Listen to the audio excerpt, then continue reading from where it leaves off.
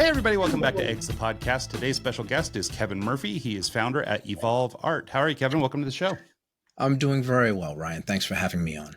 Absolutely. Thrilled to death to have you here. In fact, we were having some fun just chatting for a minute before the show here, and we just decided we better hit start because there's just too many things going on. So Sure. I love it, and I'm excited to share this conversation with everyone. So Kevin, let's start a little bit, just I guess kind of at the beginning. Let's talk a little bit about your career and how we kind of got to where we are today. Okay. So I'm always told I need to do this very quickly, so I'm going to jump through it very fast. I will say with us, you don't have to. You're welcome to kind of break it down because I think the backstory is so important to where we'll be an hour just talking about how I got here. But basically, I'd like to kind of make the point right up front. I grew up very poor. And I think that's important because I've built something and I started at zero. I had to break inertia, and it took a long time to get to a point where I was able to bend the curve and make it almost vertical. And so, anytime, because I always hear people say, well, like, it looks like I have talent. It looks like I have all these things going for me. And it's like, well, but I started at zero. Most people don't. And so if you're at zero, this should be, hopefully inspirational that you're not locked there. And if you've already got a leg up, that, people who have a lot less than you can make it work, so you can find a way. And I think that's a very important thing. But I grew up very poor. I grew up in the Bronx. And I was a terrible student in school, as most creatives are. I barely graduated high school. I graduated high school with a 68 average, 65 being passing. Wow. And I was always called lazy. I didn't do the work. I'm intelligent, but I was bored, and I was in a place, in a system, the school system, that didn't fit me, and so it wasn't a good match. And so I was an underachiever. I had all these things kind of stacked against me. And, but I was friendly. And so the teachers passed me. In New York, that happens. If you're not assaulting teachers, they'll pass you just to let you move on. I graduated high school. I could barely read. I could read about one page in a regular, like a mass market book, like a regular novel, one page every 10 minutes. Borderline illiterate. And I got through 12 years of high school like that. And so when I say I started at zero, I could barely read when I graduated high school. And without any other prospects, I got a job as a union construction worker in the city. And so I spent the next 3 years of my life traveling down to the city. And back then there was no tech. There was like a Walkman. That was it. And so I'd get on the train at 5:30 in the morning and look at all the homeless people. And I was bored out of my mind. And so I asked a couple of friends if they could recommend to me some books that I could read that would be like really, really good books that even though they'd be awful to read, I would enjoy. It would be worthwhile. And I was handed a couple of great novels. I read them. Very painful to get through them. It took me weeks and weeks and weeks to get through these books. And then I decided, you know what? I'm going to take a course on speed reading. I took a course. It was a weekend course. And that had an impact. I got to a point where I was reading at a decent speed. And then I went and I took a real speed reading course. By the time I finished working construction, 3 years, I'd read almost 1,000 books on everything you could possibly think of. And I just found it so interesting. I've always enjoyed learning. In school, it didn't fit me. It just wasn't a match. So at the 3-year mark, working construction, I went into work one day. It was bitter cold. I got off down at the World Trade Center and was walking across to Battery Park. It's bitter cold down there. There's so much wind. And I thought to myself, I don't want to do this anymore. I liked the work. I liked working with my hands, but the mornings were awful and the winters were just brutal. And so I went into work. I packed up all my tools and I gave them to one of the apprentices and I quit. I burned the ships, all of my tools. I had nothing to work with and I went home and I decided I wanted to do book covers. I had been reading all these really great science fiction and fantasy novels and I loved the artwork on them. And I decided I was going to become an illustrator. I had no idea what the odds were. Had I known, I probably would not have gone that route. But I think not knowing the odds was actually a benefit. I just jumped into it. I did everything I could. I committed the energy. I figured I wasn't going to be outworked. People might know more than me, but I was not going to be outworked. And if you're not outworked, there's a great saying. Hard work beats talent when talent doesn't work hard. And so it didn't matter what the gifts of other people were, that I was not going to be outworked. And through a series of things, I got myself to a place where about 2 years later, where I was a working professional in the industry. I started with a major publishing company and quickly expanded into all kinds of different areas, video game covers. And I did that for the next 8 years. I was responsible for about 300, maybe 350 commercial illustrations. My big claim to fame was I did a cover for the Rolling Stones, for the band, not the magazine, but the band. And that was in 97, I believe. It was the Bridges to Babylon. And so I got to do this painting, and they hung an 85-foot banner of my painting off the Brooklyn Bridge when they announced the tour. This is the size of an 8-story building, a painting I did. It was like, it doesn't get better than that. And I'd clawed my way there. I didn't know how any of the industries worked. I made lots of mistakes. I fumbled around. I fell on my face. I struggled. I didn't even really know how to paint. I was able to build paintings through sheer hard work, not through understanding. And so I eventually, I got out of doing illustration, and I opened a publishing company to do science fiction books with a couple of friends from the industry. And I started doing portrait work. I spent the next 20 years doing portraits. I still do them from time to time these days. I don't have a lot of time for them, but I do take them occasionally. The publishing company went on for about 10 years. We were eventually just crushed by the distributors. But we did about 150 titles, and one of them was the limited edition of Game of Thrones. So I worked with George R.R. Martin for almost 6 years on that project. Wow. And so that went away. And again, so, I had an illustration career, and I got out of that. And then we opened a publishing company that fell apart on us. We built it up. It was doing really well. And then just the industry, you have the giant publishers, and then they control their own destinies, but the small publishers are at the whim of the distributors. And the distributors basically ran us out of business. Just bad policies on their end and no concern for us. And they ran us out of business. So I had to deal with, what I thought was going to be my future collapsing. And at that point, I had 2 young children. And it was like, okay, like, what am I going to do now? And so I decided to open up a school. I was doing portrait work, but my kids, I was a stay-at-home dad the first 5 years because my portrait work allowed that. And so here I am, I had cut back on my work significantly as a portrait painter, and I was paid well. Like, I was paid very well for that work, but I was only doing about a third of what I normally did in a year. And that type of work, you have to work in order to get work, right? Because it's what you do that people see that generates the next job. And so if you're doing 3 paintings a year, they go up on the walls in people's homes, and it's like, how many people see it? But if you're doing 12 or 15 a year, it generates the next iteration of commissions. And so by doing such a small body of work, it paid bills, but it required me to start doing a lot of cold calling to find clients. And so I decided when my oldest daughter was 5 and it was time to kind of get her into preschool, or 4, I decided, okay, I'm going to open up an art school. I've always wanted to do this. It was very hard for me to find a way into the industry. And so I decided to open up the kind of art school that I wish I had when I was young. I knew what the need was because it was my need years earlier. And so I opened up an art school. And over the next I opened it in April of 2009. And between then and now, that school grew from 12 seats, doubled to 24, and then up to 37 seats. At one point, the school had over 200 students in it every week. We opened a second school in New Jersey, and then eventually opened it up into it was then turned into an online program, which is Evolve Artist.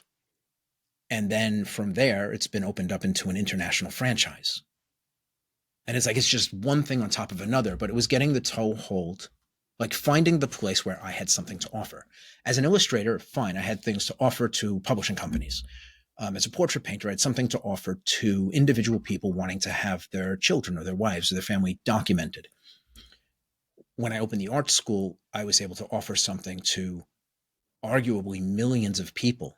It started very small. It started in my neighborhood, but has now expanded into something global.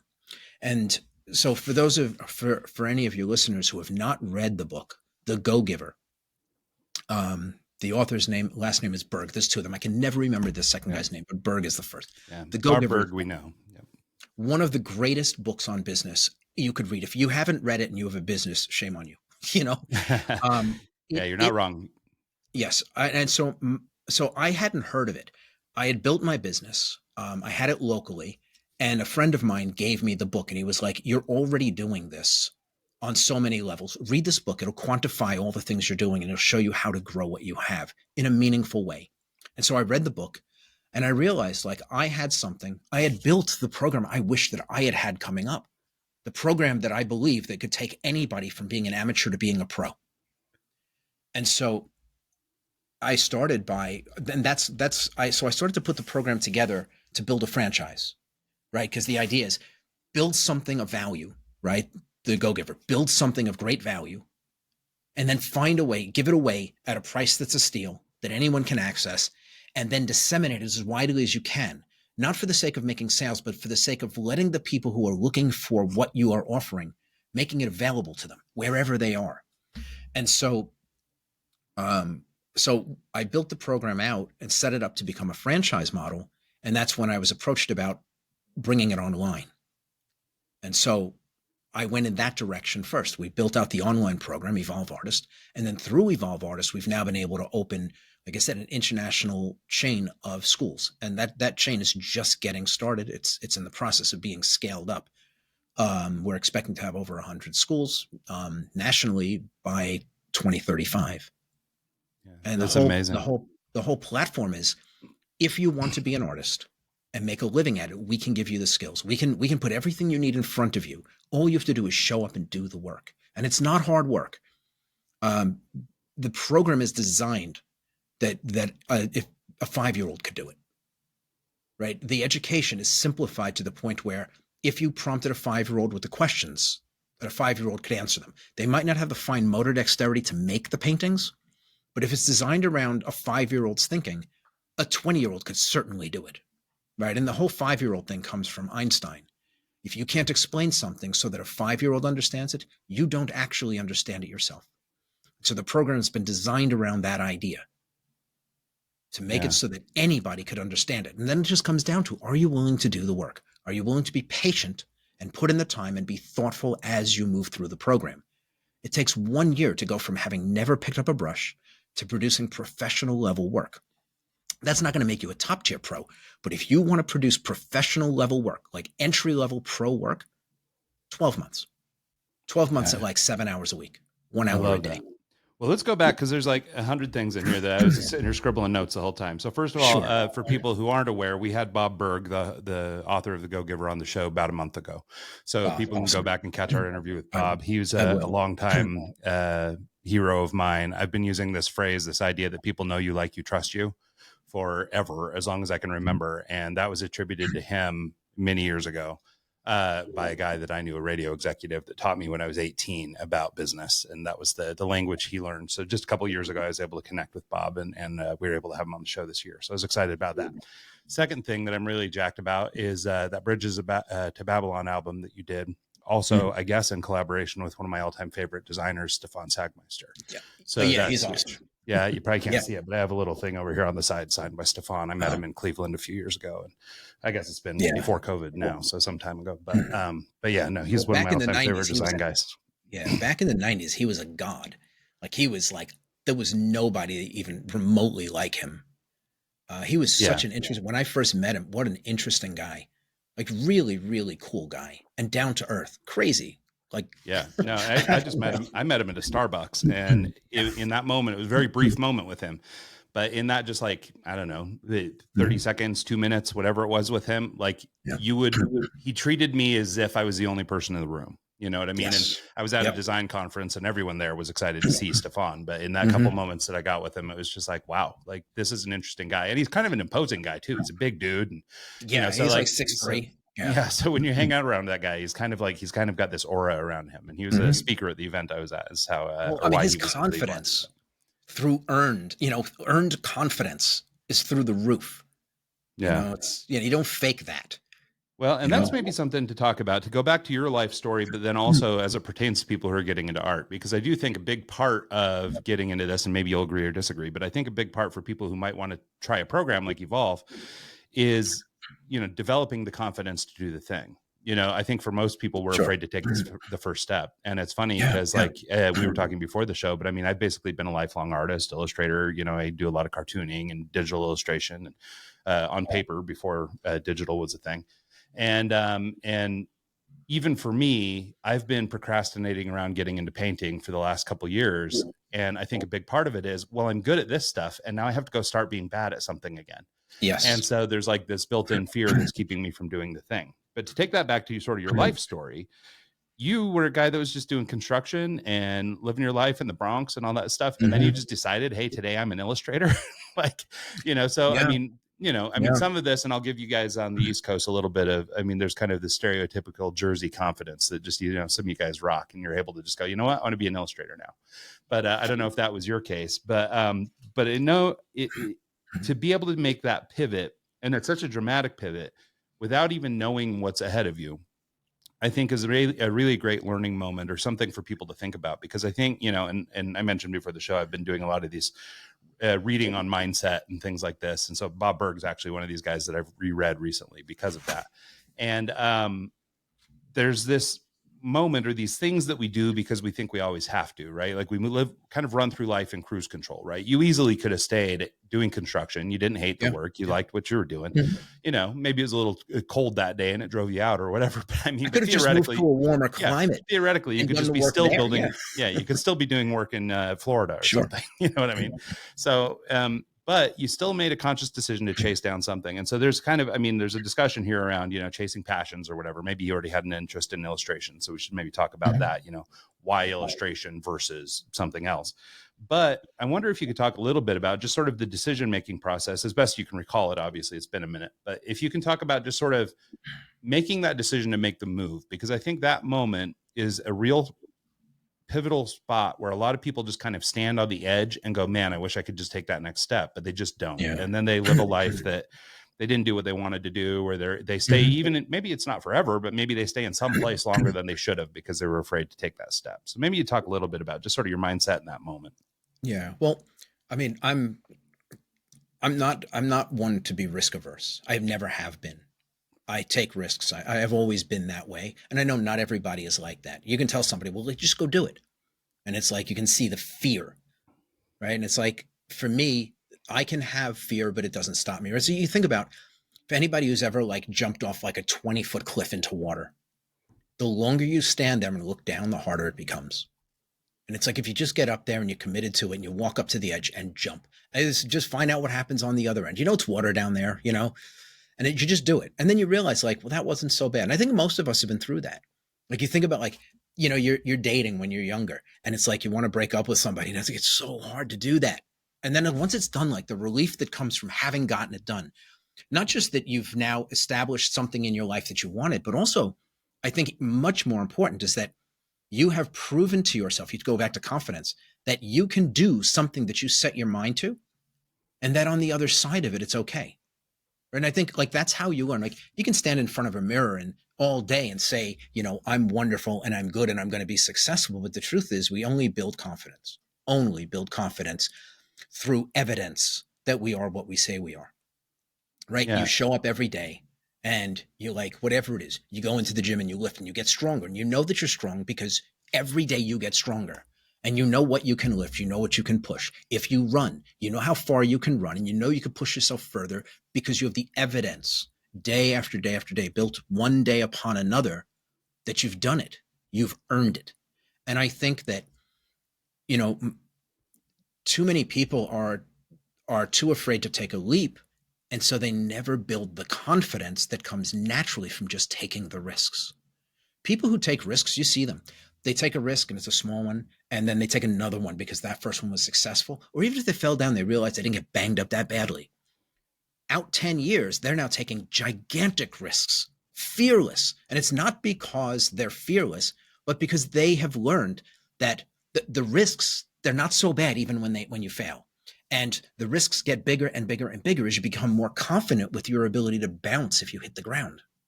And Yeah. I think that's a big thing, like, you think about, like, when a young child, a year old, starts walking, if you run around behind them and every time they fall, you catch them, you do that until they're an adult, and then they fall down for the first time and they're 6 feet tall. Those falls hurt.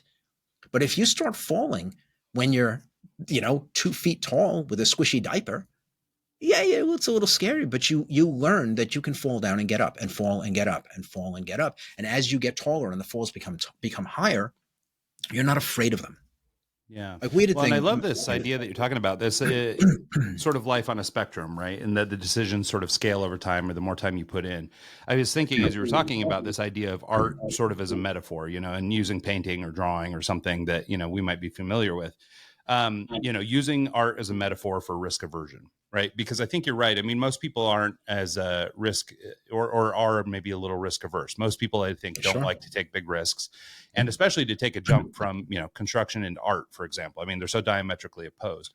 But I think that New Yorkers, or at least, and this is obviously gross generalization, but for the New Yorkers and the East Coaster guys, I think, and maybe this accounts for anybody in any big city, but when you're in a big area like that, and when you grow up in environments like that, I feel like you get a little bit more comfortable with risk, because there's always You're living something in going on. You got to be a You're little more living in it. aware. There's stuff. Yeah, Mhm. there's things all around, Yeah. right? So you got to be a little bit more aware. But so to break this down into something that people might be able to do in their own life, if you grew up in some great Midwest town and you're super risk averse, if you think about art as a metaphor, I mean, basically, if you're drawing a picture, if you're going through like the artistic process, maybe even into painting, and obviously I'm not an expert in that space, but I can talk a little bit about it. There's this spectrum where we think, if you're looking from the outside, like I'm looking at this painting behind you right now, Kevin, I'm going, wow, what a beautiful piece of art. Man, I could never do something like that, but you didn't start with that. That wasn't number one. That's not, Kevin's very first painting, for example.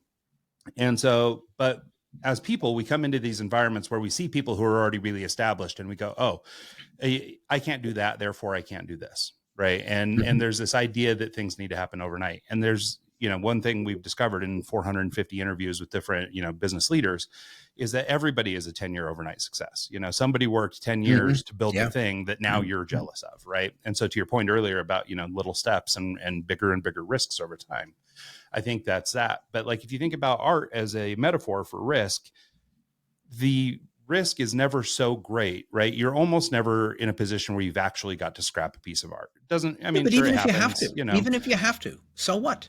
Yeah. You And fall so, down, and things are a yeah, mess. You pick up and start. Look, you start over. Like for me, even though I jumped ship, I gave all my tools away, and I could have gone back if I had to. Like it's not like that door was shut forever. I could have gone and found some small non-union shop working outside of the city and to make some money if I had to. But I had decided I wasn't going to have a plan. Like that's another thing. I don't have plan Bs. It's plan yeah, A or it's nothing. And if plan A yeah, doesn't work, right, you put everything in because you have no other options. You see it through.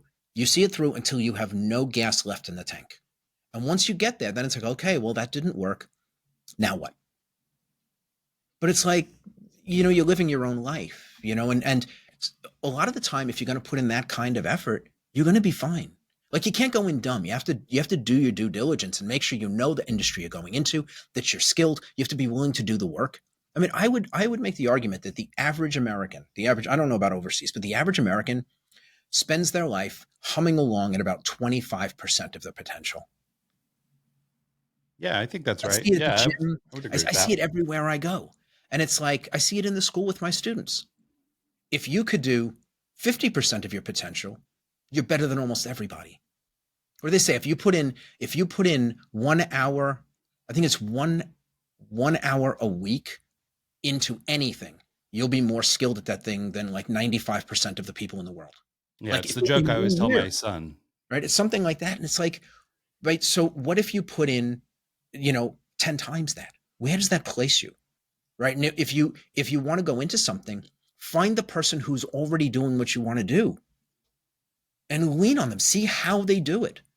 Stand in their shadow. Carry their boxes so you can watch what they do. Like that apprenticeships, mentorships are like the greatest thing in the world if you can do it.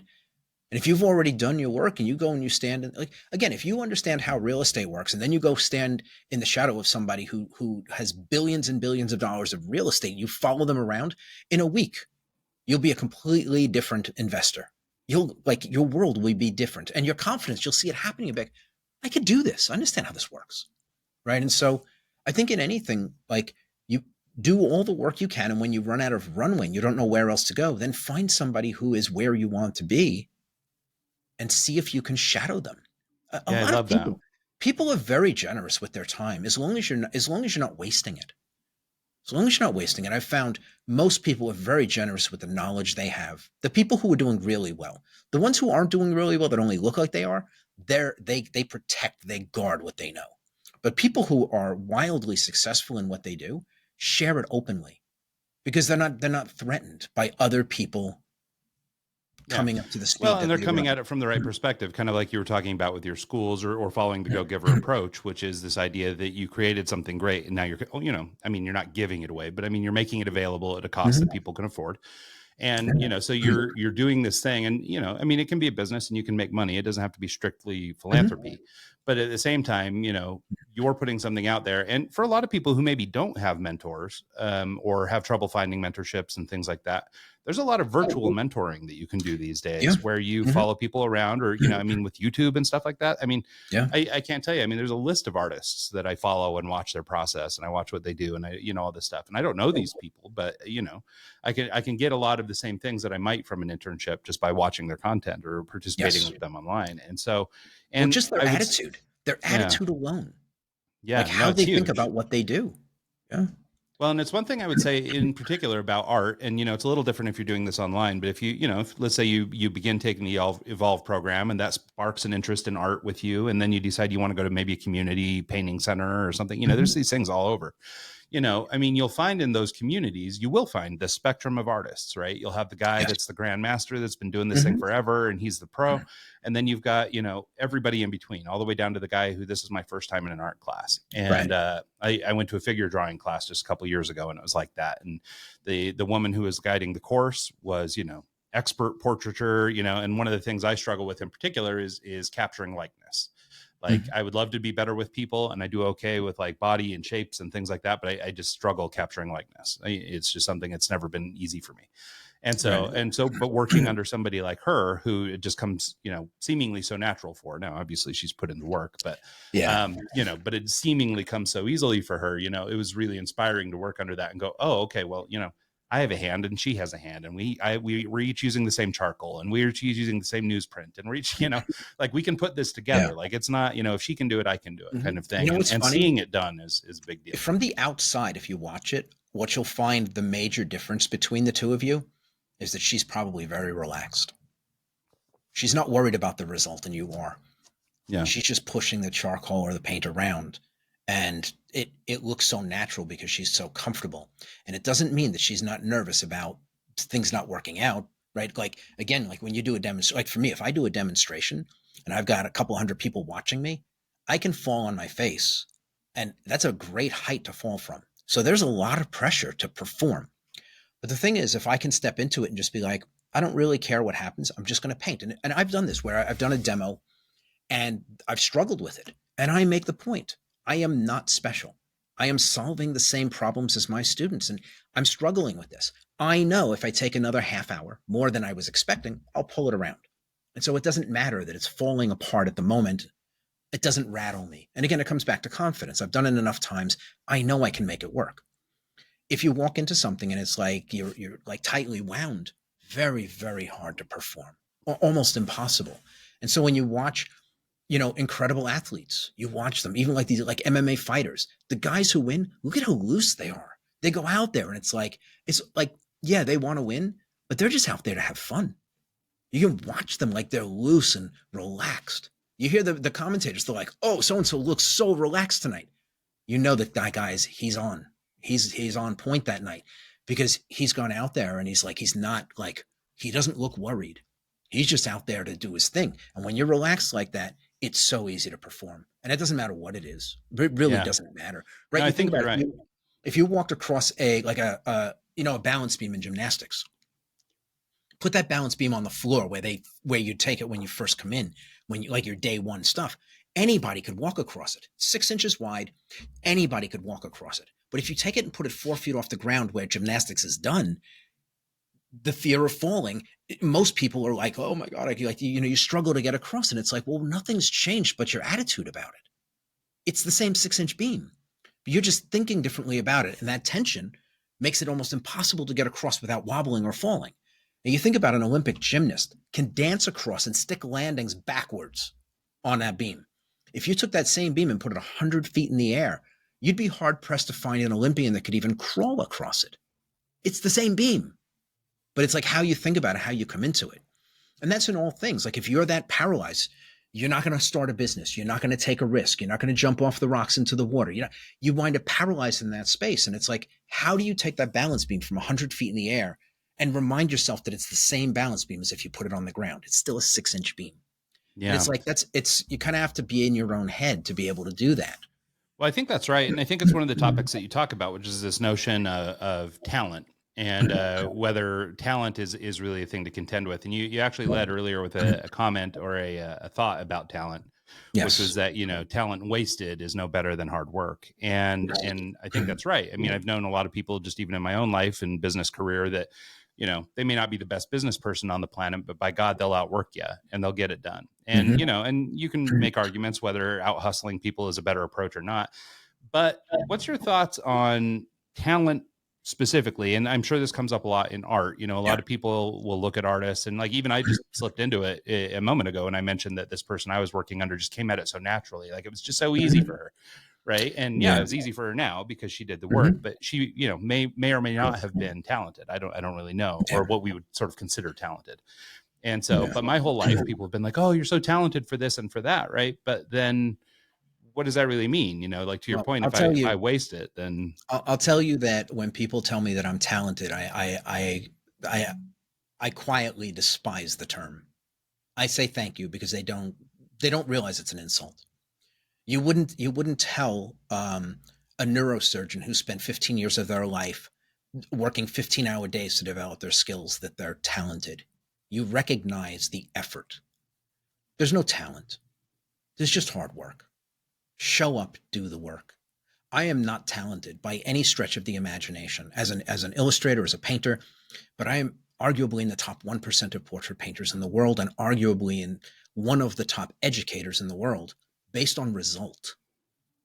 Based on results, we compete. To give you an idea, because it sounds arrogant. I have 15-year-olds in my school that study at my school 2.5 hours a week. It's 100 hours a year. And they beat out consistently in international competitions, beat out 19-year-olds that are studying in 40-hour-a-week programs in Italy. How? Well, because the program's just better. And those programs like the Florence Academy, and they skim the best of the best of the best off the top. They take just the top group, the most focused, driven, arguably adults into their program. And my 15-year-olds trounce them in international competitions every time. How? They're there. My students will do 100 hours in a year. Their students do 100 hours in 2.5 weeks. And they do it for a year. How do we beat them? The program is just sound, right? Yeah. So, but it's not talent. It's you show up and you have to get a good education, right? So where you go for your education matters, right? If you want to be a great golfer, do you go to Joe's golf shack, or you go to Tiger Woods, right? And I say Tiger Woods, like maybe he's not a good teacher, but you kind of get the idea. You go to the guy who basically sells, time on a range, or do you go to a guy who is world renowned for their skills, for their deliverables? And if you have the choice between Tiger Woods and somebody else, and you then look at who they've trained, maybe Tiger Woods has trained a few people, but they've not gone anywhere. This other guy who may not be as significant as Tiger Woods has trained nothing but champions, right? There's a great judo. He may have passed already. He used to be the judo instructor at Columbia University. I'm drawing a blank on his name. Incredible judoka. And he trained something like 8 Olympic gold medalists. Like, you want to learn how to play judo, there's your guy. He's a little guy. He came over here after World War II. The United States actually gave citizenship. There were like 5 of them, 5 top shelf judo players, and brought them over here and basically set them up and gave them gave them everything they needed because we wanted to build out judo teams for the Olympics. So they were given citizenship and everything. Incredible. But it's like, if you want to learn, it's not always the best person. I don't think that he ever competed in the Olympics. I'm pretty sure he didn't.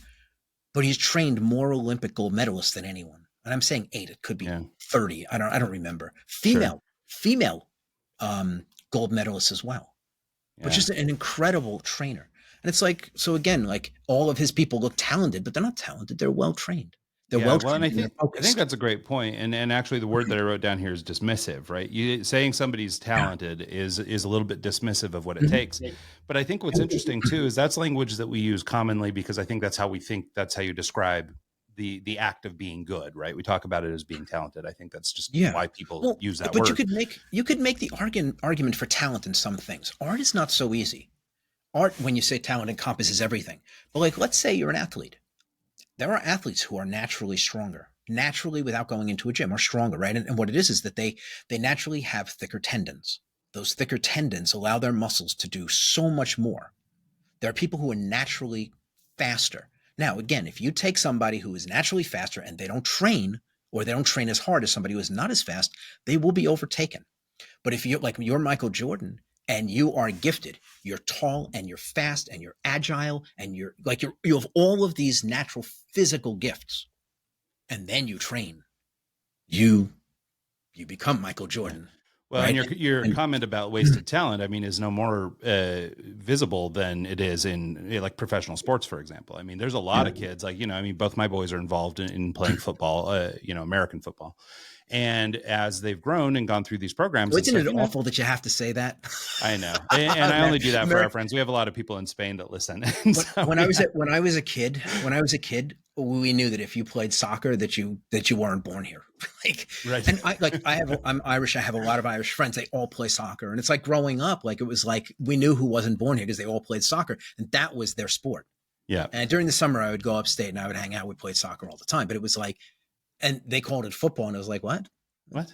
But it's yeah. But I mean, Yeah. it's a good thing. I mean, but it's just funny. Like, anytime I hear like something like that, where you say football, the American type, it always Yeah. kind of brings me back Well, to it's that. just funny. I have so many friends that are European, and we have a pretty established presence in Spain and stuff. And so I just, out of Mhm. habit, I say American football now. Yeah. But anyway, Yeah, both my the business boys. actually Evolve. My business partner is in Barcelona. Oh, cool. Yeah, that's our Yeah. city. Yeah, we love it there. Yeah. That's our spot. Yeah, I would pitch putting an art school there, but you probably got it handled then if you've got a buddy there. Well, we're not doing. So, We haven't done it yet. He's not looking to open a school. He's Evolve. So he's my business partner in the online school. oh, awesome. Yeah. Well, very cool. So, but the point I was trying to make anyway is that in sports, there's no shortage of people who are talented. And like, especially as you come through youth sports and things like that, my boys have played football with guys who, as fifth, sixth, seventh graders, eighth graders, ninth graders were, super athletes by comparison. But Right. then when everybody gets to, 11th and 12th grade or whatever, we're all on the same page now. Right. So you're Yeah. right that there are natural gifts. I think there's also natural inclinations. Like, I started drawing when Yeah. I was very young, by like Oh, 5 or 6, absolutely. I was like drawing all the time, Yeah. And so for me, I had that inclination where, like, in my own boys, they're both relatively artistic, but they didn't draw to it like the way I did. And, so there's a little bit of natural inclination too. And that interest helped maybe, Mhm. steer being able to do Sure. those things at a Sure. professional level. Well, that's the But thing, though. That's the thing. what I love, Have you read Outliers? yes. So, like, you see how they say, like, um, kids born in, I forget which 3 months, account for like 95% of all professional hockey players in Yeah. Canada. And right. And the idea is that you're born there. And so you're potentially 12 months older than another kid that's 5 years old when you go into the top hockey league. A year older at that point, right? You're both 5 years old. So 11 months difference. You're crushing that kid that just turned 5. They have no chance. Yeah. Because a 1 year of development at that age is incredible. And so it's only the kids born in, say, September, October, November, that, right, they look gifted because they're so much better because they're just more developed. So they get all of the extra care and all the attention and the better equipment, and because they look gifted. And that gives them a leg up again on top of, and so then the disparity year by year gets greater and greater. The great artists, the kids that go into school, second grade, third grade, and they look incredibly talented, they're the ones who aren't out playing baseball and soccer and football. They're at home drawing.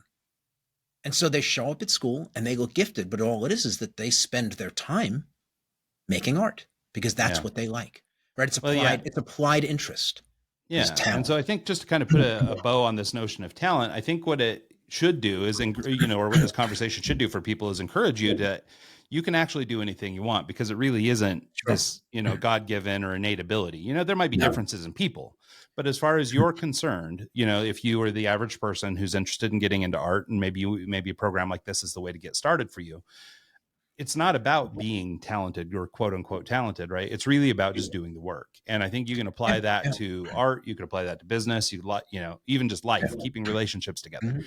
And I whatever think it is, it's about time, interest, effort, these kinds of things. And yeah, everybody has those, thank I goodness. think one of the tough things, and especially for adults, but even for kids, it's very hard to know what a good program is. You want to learn how to box. Where do you go? Right? You don't know anything, so every boxing place looks decent. You want to learn how to do something, like where do you go? Right? You could go online. So I would say, like, if you go online and you look at a lot of the portrait painters, the artists that are out there, the pros that are doing demos, and you can watch that and it looks incredible and it looks like an education. But I'd argue that it's not. An education in art is like an education in language. If you want to learn how to, let's say you want to learn to write poetry in Japanese, you have to learn the language first.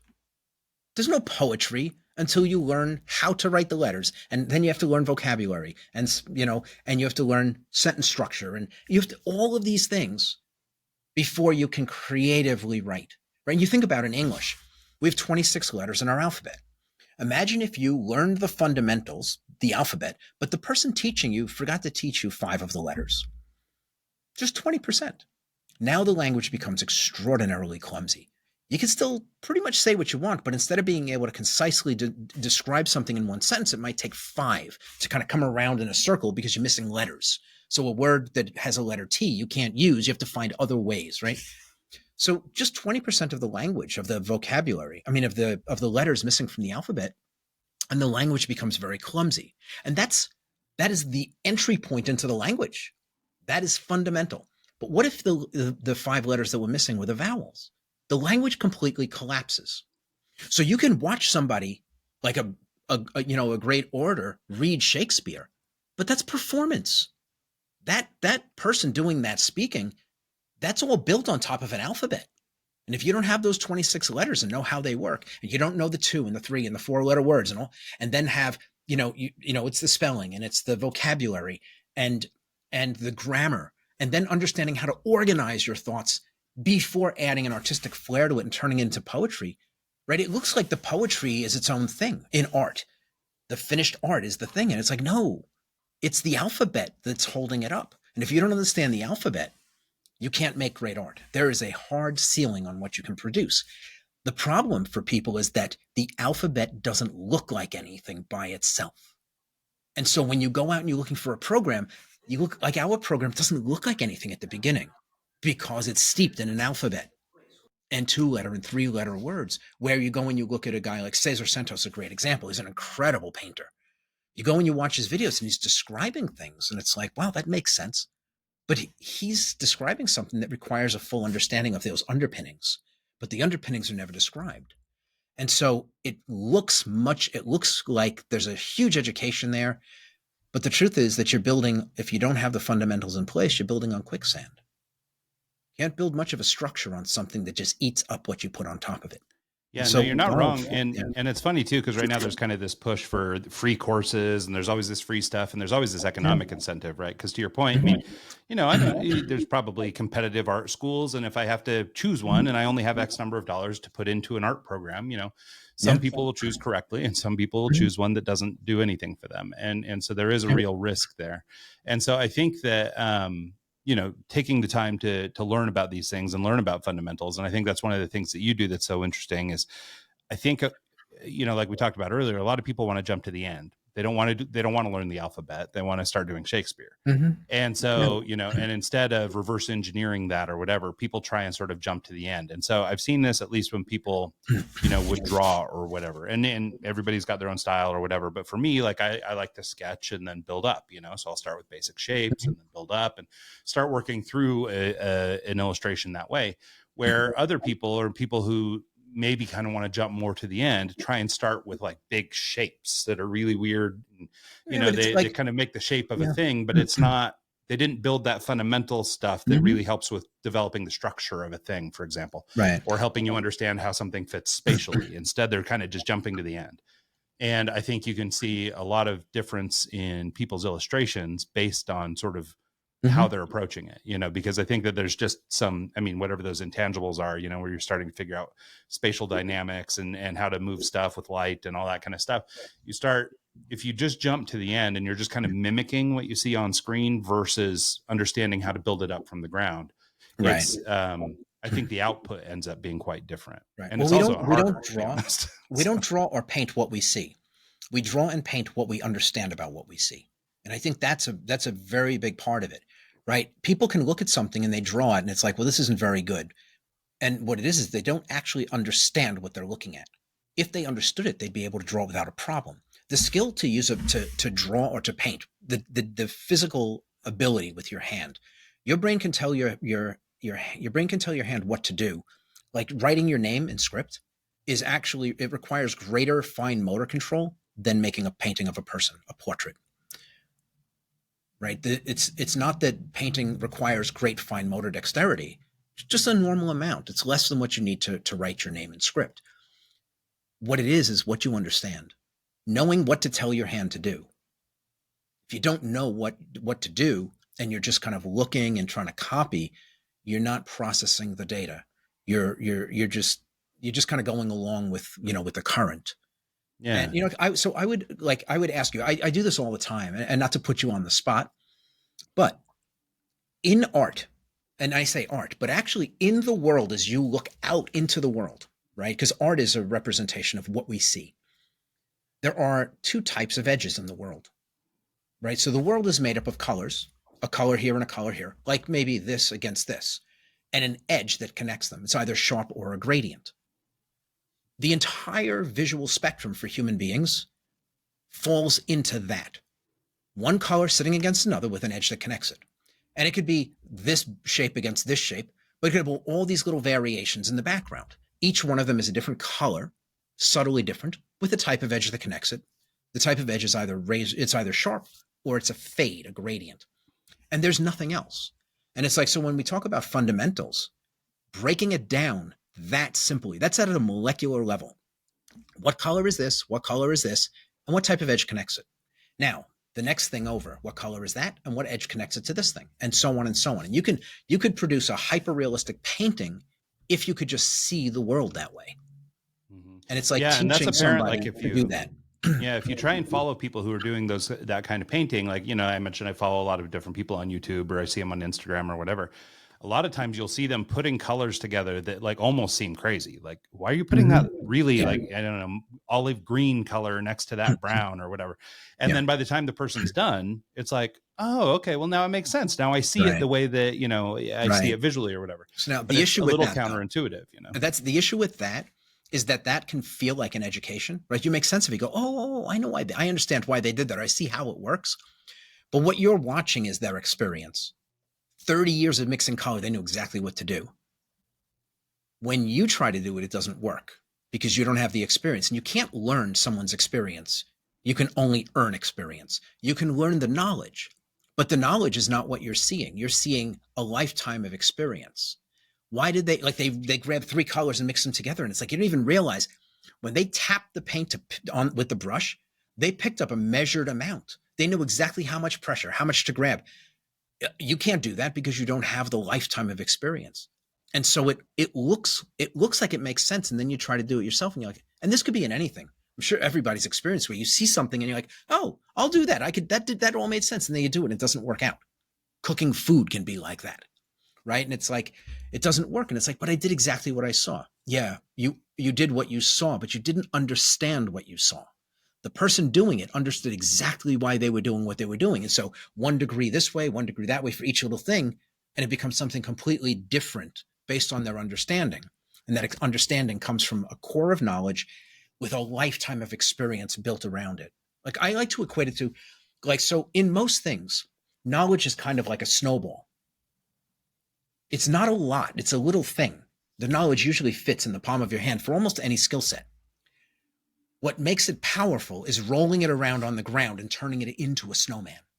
That giant ball, right? If for anybody who's ever made a snowman, you start with a little snowball and then it's rolling it around for an hour in the snow can turn it into something the size of a house.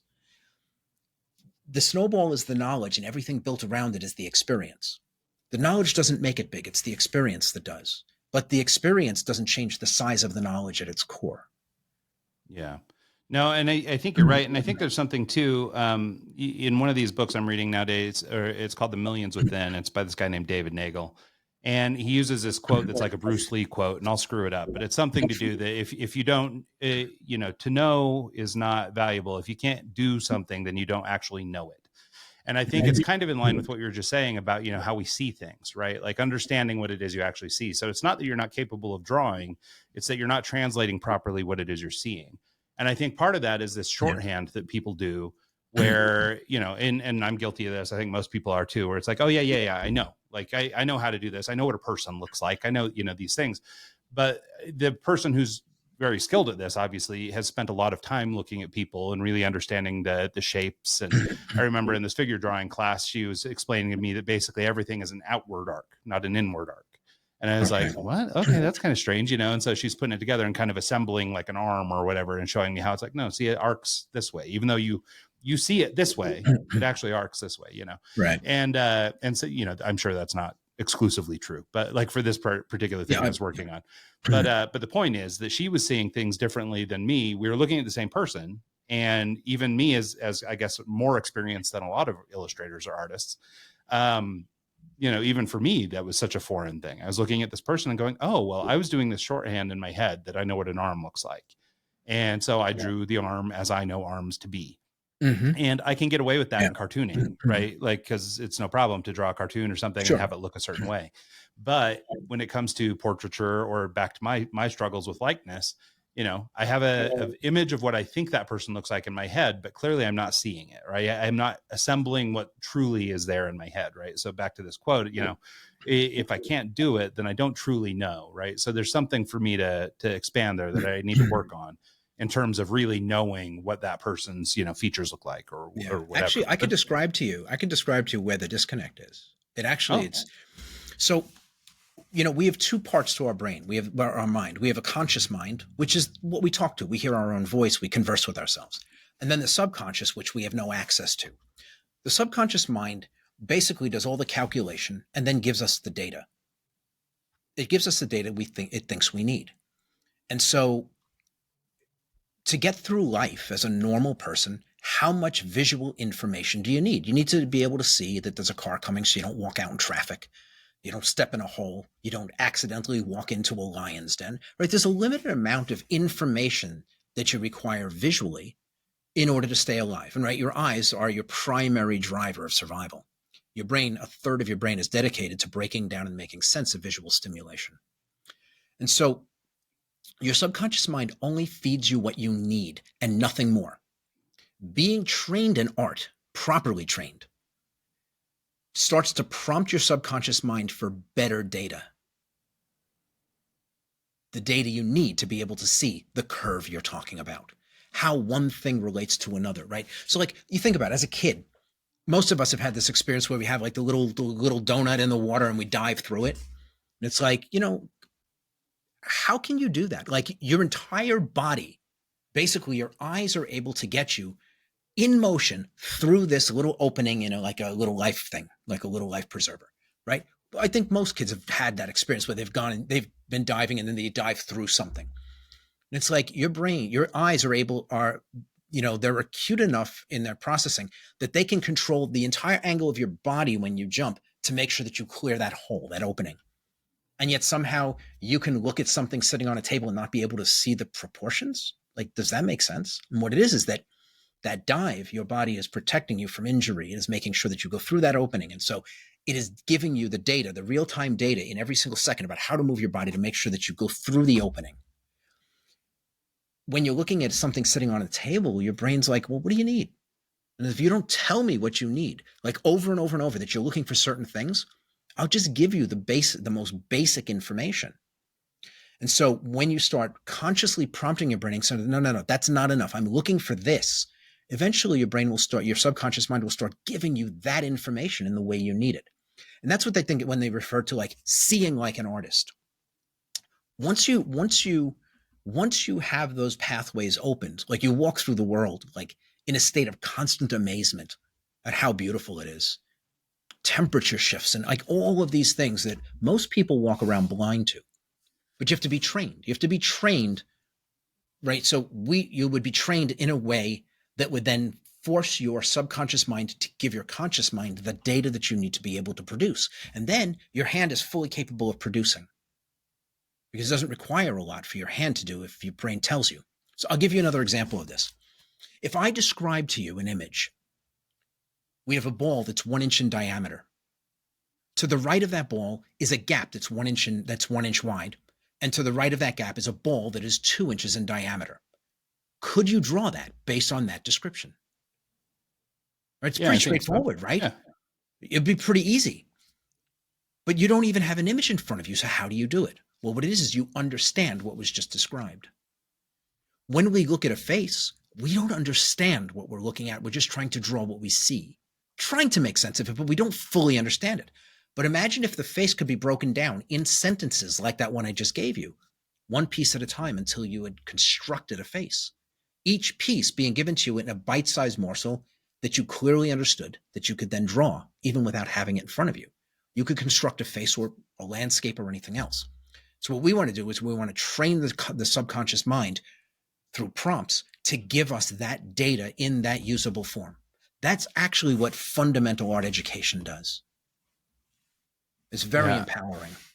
Yeah, I love that. I think it's great. And I think, like I say, it's been kind of an underlying theme here, but the notion that it's not that people are, people who do art anyway, aren't special, or let's say expand it to people who are entrepreneurs or whatever it is that you aspire to do in life.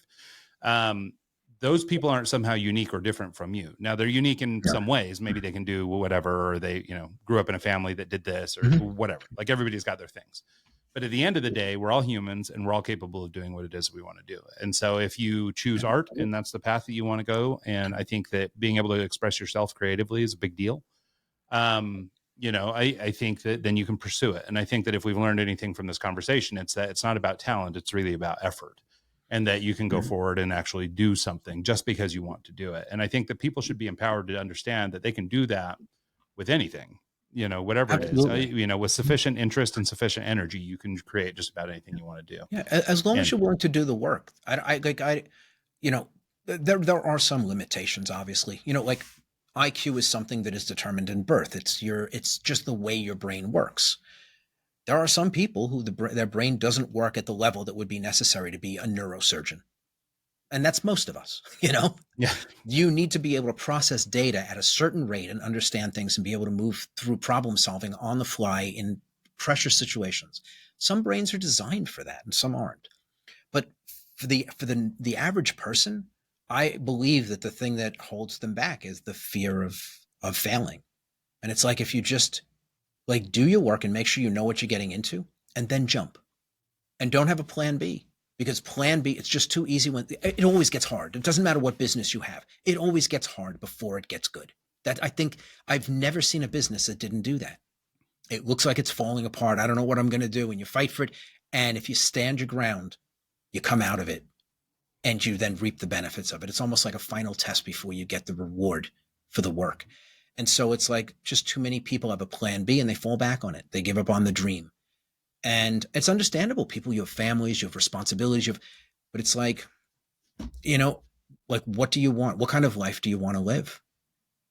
For me, I had kids and I opened up a school. My wife did not want me to open the school. She was like, just go back to doing your portraits. I was like, I don't want to. I don't want to be out of town, every weekend out of the year for my work. I'd rather be in town with my kids. And my wife was adamant about me not opening the school. She's like, I don't want you using any of the money in our joint account. So I sold a couple of paintings that had just been sitting on my wall to fund the opening of my school. And going back, when I left construction, you understand, I said I grew up poor. As a construction worker, I was making more money than my parents. I was paying into the house. Like I still lived there because I was paying into the house. And when I came home for that day from construction, I was home early. My mother was like, "Oh, what are you doing home?" And I said, "I quit. I'm going to become an artist." She started crying. Like that was the first interaction I had with anybody telling them that I decided I was going to become an artist. She started crying. She's like, "What is wrong with you? You have a good job. Why would you throw that away? And for all things to become an artist? What are you, nuts?" Yeah, no, it's so funny. Well, and I think that goes into, kind of the undercurrent of this conversation, which is mindset and understanding, that there's abundance and opportunity and that you can build what you want with hard work and effort. Mhm. And it's not always going to be easy, but it doesn't Yeah. come down to being smarter or having an opportunity that somebody didn't have or that you wish that you had or whatever. But by focusing on your thing and just doing the work, you'll get to whatever level of prosperity Yeah. or skill level or whatever it is that you're capable of doing. Yeah. And it just Well, requires sufficient time and interest, I think. yeah. And I would say, like, don't expect it to be easy. If it turns out to be easy, well, great. But don't expect it to be easy. And bet on yourself. Bet on yourself. You can control what you do. Yeah. Well, and it's such a good point because I think so many people end up kind of living their life for other people, and I think especially nowadays in like a social media world and stuff like that, it's really easy to get caught up in the cool things somebody else is doing or and I do this to some degree, looking at people's art and going, oh man, if only, blah, blah, blah. Meanwhile, like I told you before the show, I've been buying art supplies for 2 years. If I'd have been painting by this whole time, I'd be, doing great things by now. So it's like, so in my procrastination or in my, kicking the rock down the road because I was afraid to take that first step, I've delayed my own action. And I did that at the expense of paying attention to other people's lives and what other people are thinking of instead of making that bet on myself, and not even for business, just for me to do something I want to, Yeah. find joy in, which is painting. Um, if I had taken that bet or taken that leap on myself, I'd be a lot further along now if I'd have just hit go. And Yeah. so I think, maybe people can learn from that or can at least find instances in their own life where they're kicking something down the road that is the thing they really want to do, but for whatever reason, they're not doing it. And so hopefully they can use this as a little bit of inspiration to get started. Yeah. Well, look, you know what? I mean, we have these conversations all the time, like in house with, I forget what the average number of hours a week people spend on Facebook and Instagram. And like we always like we make the argument that it's like, look, if you're spending, 2 hours a day on Facebook, if you cut that down to 1 hour a day, you could be a professional artist in 1 year. Just commit the time to painting instead of being online. And it's like, what are you getting out of Facebook? What are you getting out of Instagram? Nothing, because numbing your brain. But it's like Yeah. you could develop a skill, and we say art, but it could be anything. Imagine cutting whatever time you spend on social media or TV. Okay, yeah, you love your TV shows, but what if you watch two? Why not watch one and take that other hour and put it into making something better of yourself?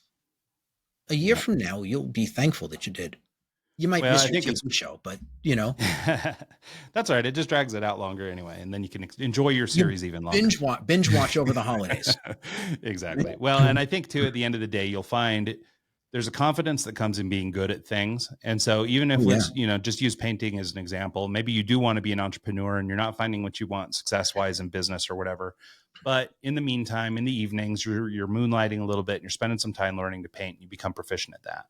The feeling of getting good at things is so powerful that I think you'll find that you can start to translate that into every aspect of your Oh, life. And you'll find absolutely. the same, whatever that is, a little dopamine hit or whatever, whether it's in your business or it's in your life or in your relationships or wherever you apply this. Yeah. So I think, I mean, people can say, oh, I never thought I wanted to paint or whatever, but it's like, but understand that becoming skilled at something is something that you can do in lots of places. And art is one of those places where you can subjectively grow and evolve and get as good as you can get.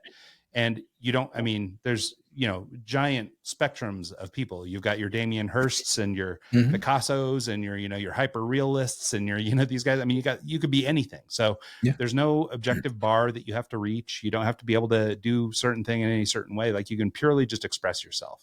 and you can become proficient at expressing yourself, which then, can give you the ability to maybe take the bigger step or the bigger risk as it pertains to your business. Yeah, I would say like I don't know how many of the people that come into the programs that we have between the school, the brick and mortar schools, and the online program that are looking for careers. Some of them are, but most of them I think are doing it just for personal enrichment. And it's like I used to have years ago, I had a woman in here. She came in here, she wanted to learn. The first day she came in, she said to me, I want to learn how to paint portraits. Can you teach me that? And I said, yeah, I'm just going to take a little bit of time. She had rheumatoid arthritis, couldn't even hold a pencil. So we couldn't do any pencil work with her. And the reason that she wanted to learn to paint portraits is she wanted to paint her grandkids. What an incredible thing. I don't think you could find a more noble reason to develop a skill. Yeah. It's like wanting to, it's like a dad taking singing lessons so he could sing to his babies when they're born. Like it's just like, to me, there was nothing I wouldn't do to get her to where she wanted to be. Because what an incredible thing. Like, you're not doing it for money. You're doing it because you want to be able to leave something behind for your grandchildren. Like, what a cool thing. Yeah, no, I love that. That's an awesome story. Well, and I think there's probably instances like that. And whether it is your business or it's your art or whatever, I think the skills that you can develop are transferable, and they'll improve your life, whether it's in, as an artist or in any other capacity. So I think if you were on the fence about getting started on something, just go do it. So yeah, absolutely. So Kevin, we're kind of at the end of the time. Let's take a quick minute and just, if you want to let people know where they can learn more about Evolve, if you how they can connect with you individually, and if they've got any other questions or anything else you'd like to share. Yeah, so we actually set up a landing page for your audience. It's evolveartist.com/eggs. And so actually there's a wonderful 7-minute video there that actually shows how fundamentals can be used to build up a piece of art. Like the most simple, again, I was talking about how simple these things are, how the skills fit in the palm of your hand. They're very little. And then it's just a matter of having experience built around them.